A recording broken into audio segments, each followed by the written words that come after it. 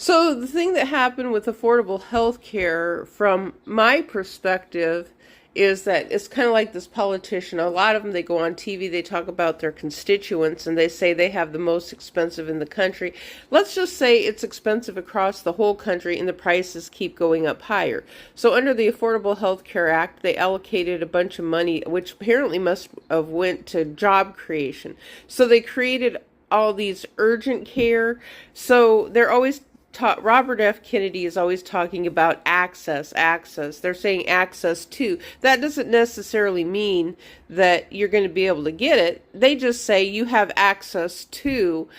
And so they opened up all these urgent cares, and then the money also prevented some hospitals probably from closing, even though hospitals did close, because the insurance companies kept raising prices higher, the premiums. When they raised the premiums higher, which is what happened to me when I had my self-employment job, gig job through YouTube, when I was teaching how to crochet, the prices just kept getting higher under the Affordable Health Care. Now they opened up an overabundance of urgent cares in a very small area. So it's like the urgent cares then were competing with each other. And so you could go to urgent care. It was just kind of like what they call the telehealth, when you can call up a telehealth line, or you have insurance and you call up a telehealth nurse, which I know when I was a military spouse, we had that feature. And I could call up I think it was the nurse helpline, and then they would try to advise us of how to treat things at home instead of going to the doctor's office. So they'd say, if this, and this happens, or someone becomes unconscious, then it might be a reason to go to the doctor's office. But if you can treat it at home, try to treat it, and it might take several days for the symptoms to clear up of what's going on.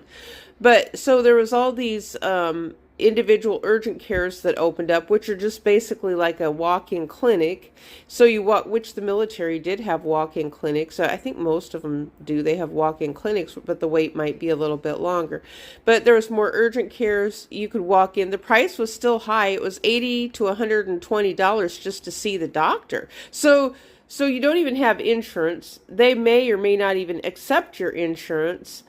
And so then you're still paying the higher prices. So it's just like the premiums for me went up higher and higher with medical under the Affordable Health Care Act. So the money was allocated to all this medical, but yet inflation consistently happened because medical is a need, but they still keep raising the prices higher.